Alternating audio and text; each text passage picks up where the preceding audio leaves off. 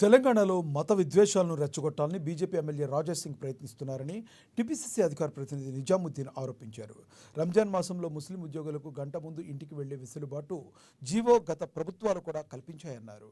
అది రాజేష్ సింగ్ గుర్తు పెట్టుకోవాలని సూచించారు. ఏపీలో కూడా ఇదే జీవో కొనసాగుతుందని, ఏపీ ప్రభుత్వాన్ని రాజేష్ సింగ్ ఎందుకు ప్రశ్నించారు అని ఫైర్ అయ్యారు. రాష్ట్రంలో అన్ని పండుగలను ఘనంగా నిర్వహించుకునేందుకు సీఎం రేవంత్ రెడ్డి చొరవ చూపిస్తున్నారన్నారు. అన్ని మతాలను సమానంగా చూసే సెక్యులర్ ప్రభుత్వం కాంగ్రెస్ ప్రభుత్వం అని చెప్పారు. బీజేపీలో అంతర్గత విభేదాల నుంచి ప్రజల దృష్టి మరల్చడానికే మత విద్వేషాలు రెచ్చగొట్టే ప్రయత్నం చేస్తున్నారంటున్న నిజాముద్దీన్తో మా ఏఎన్ఎన్ న్యూస్ ప్రతినిధి Harish face to face. BJP MLA Raja Singh సంచలన వ్యాఖ్యలు చేశారు.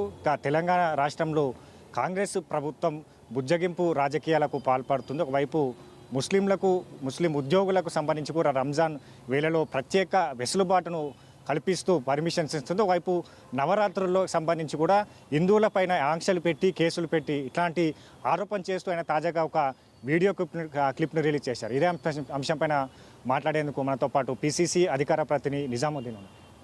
బీజేపీ ఎమ్మెల్యే రాజా సింగ్ సంబంధించి కూడా ఆయన కాంగ్రెస్ ప్రభుత్వాన్ని బుజ్జంపులకు రాజకీయాలకు తెరలేపింది, హిందువులపైన ఆంక్షలు పెట్టి కేసులు పెడుతుంది, ముస్లింలకు రంజాన్ వేళల్లో వెసులుబాటు కల్పించాలని వ్యాఖ్యలు చేశారు. ఏం చెప్తారు?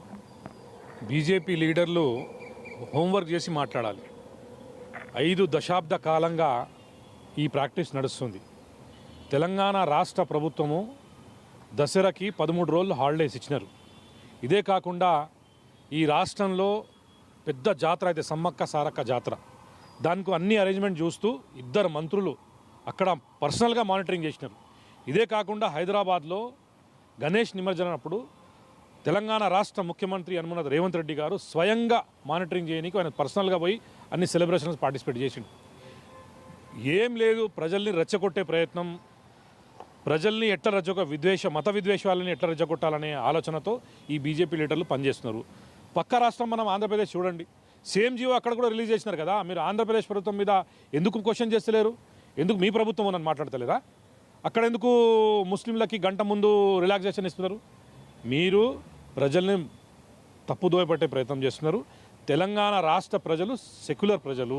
ఆయన బ్రాహ్మణ్ సంబంధించిన లీడర్ అంటే లీడర్ అందరికీ లీడరు, బ్రాహ్మణ్ కుటుంబం సంబంధించింది. ఆయన ముస్లిం అంటే ఇప్పుడు మనం నవ్వాల్సిందే. నరేంద్ర మోదీ గారు బీసీ ఓబీసీ అంటారు. ఎక్కడ ఓబీసీ ఉంది? ఓబీసీకి ఉంటే ఏమన్నా ఓబీసీకి న్యాయం చేసిండా?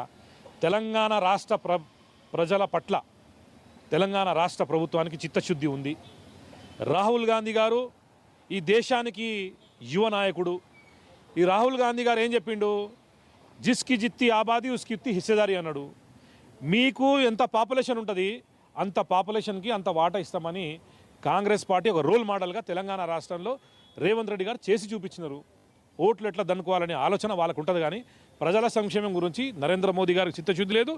ఇక్కడ కాంగ్రెస్ పార్టీ ఇంత మంచి పని చేస్తే బీసీలకి న్యాయం చేస్తాం, 42% లోకల్ బాడీలు ఇస్తామని చెప్పినారు. ఇంత చెప్తే కూడా మళ్ళా బయటికి వెళ్ళి ఇటు అటు మాట్లాడతారు. ఇది మంచిది కాదు. ఫస్ట్ మీ ఉన్న ప్రాబ్లం సాల్వ్ చేసుకోండి. ఈ బీసీల అంశం కావచ్చు, కాంగ్రెస్ ప్రభుత్వానికి సంబంధించి ఏదైతే లాబియింగ్ జరుగుతానో ఒకవైపు బ్రోకరిజానికి తెరలేపుతా ఉన్నారు.